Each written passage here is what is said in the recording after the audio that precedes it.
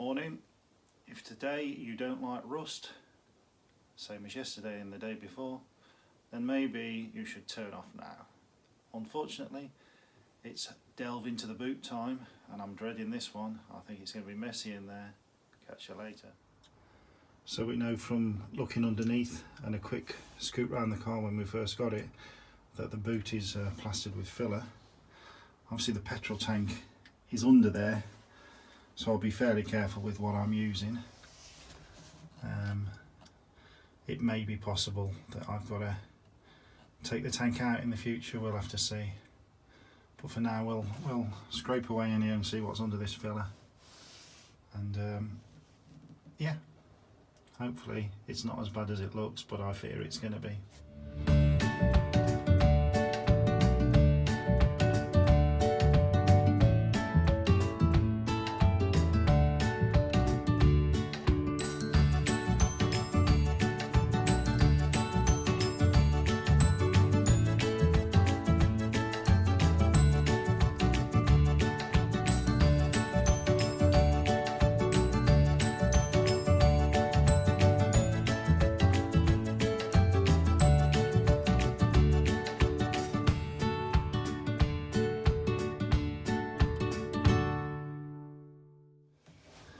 Right, well, I'm no expert, but if you're going to fill something, I would always treat the area first so it actually adheres to it. If you saw that time lapse there, you'll see that most of it just flipped out with a scraper knife.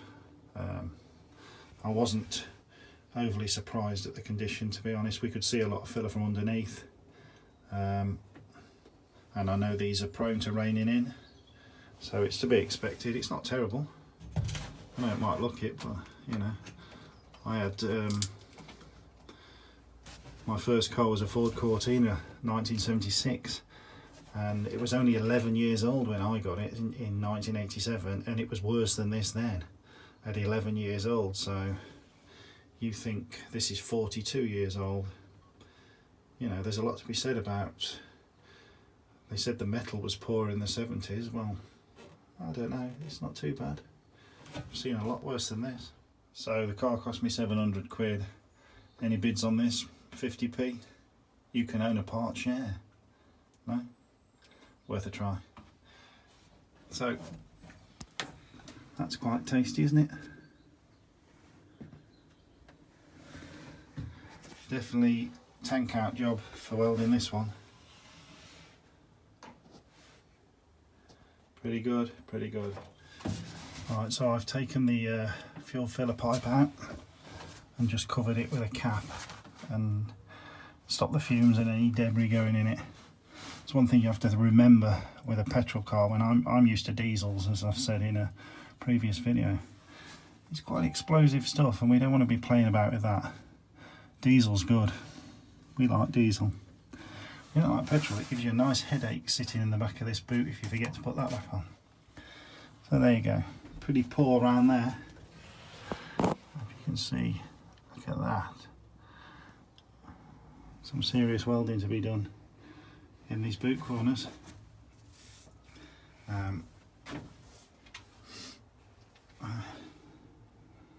We'll have a look underneath now and see what it looks like. Here's the petrol tank side from underneath.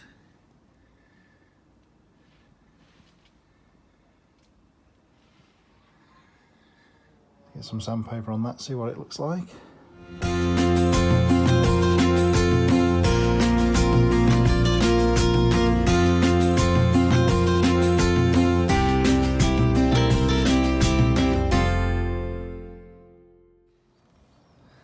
While we just have a minute. Hello dog. Can I have that tea, Dad? I like tea. What about you? Yep. The dogs like tea. And then this is the other side.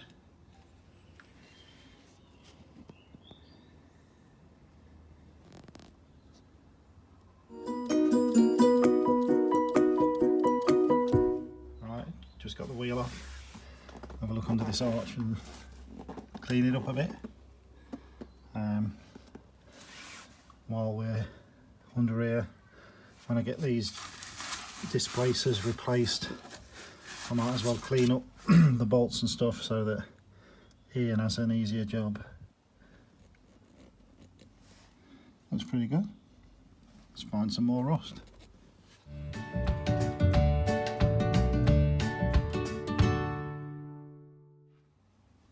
Right, so here we go. This is now the passenger side rear.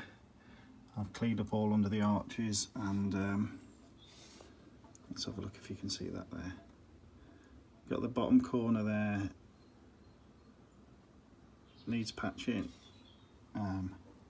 Everywhere else is alright, all up under the top, all good. And then obviously we've seen this part before. That's the other corner into the boot. We were looking yesterday at the exhaust and thinking that the back box was missing. It's not just that. The centre box is obviously not Allegro. You can see here someone's cut a silencer off another car and hammered it thinner and then badly welded it to the existing exhaust there. So it looks like I'll need a centre section and a rear eventually. The underneath of the car is pretty good. I'm very impressed with the underneath. I've wire brushed it all and had a look at all the pipes for the suspension and the petrol and the brake pipes. They're all good. Underneath is very, very good. So I know the boot and the wings look bad, but believe me, I'd rather have panels than floor to do. Driver's side wheel arch. Bottom corner will need patching into the boot, we knew that. Everything else is all good. It's been patched in that corner. Stevie Wonder did the welding on that one. Look at that, that is disgraceful. I mean, somebody paid for that to be done. Lovely job. But again, everything else is good. All good under here. No problems. Again, picture of the bodge exhaust job. Lovely bit of welding. But all good at the front. And then in the noisy cupboard, all the inner bottoms are good. Really nothing there at all. Obviously protected in true British Leyland style by the oil leaks, guaranteed to stop rust. Bottom of the engine, might have a go at cleaning the engine up tomorrow. We're a bit bored of rust, so we might see if we can get some cleaner on that and have a look. We go with the driver's side. Again, all the structural stuff is good. Very impressed with that. So, quite happy with that. That's me done for another day.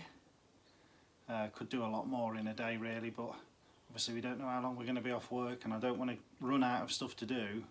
I know that sounds stupid, but obviously if I can't get a welder or a welding guy out here, I'm sort of stuck with what I can do.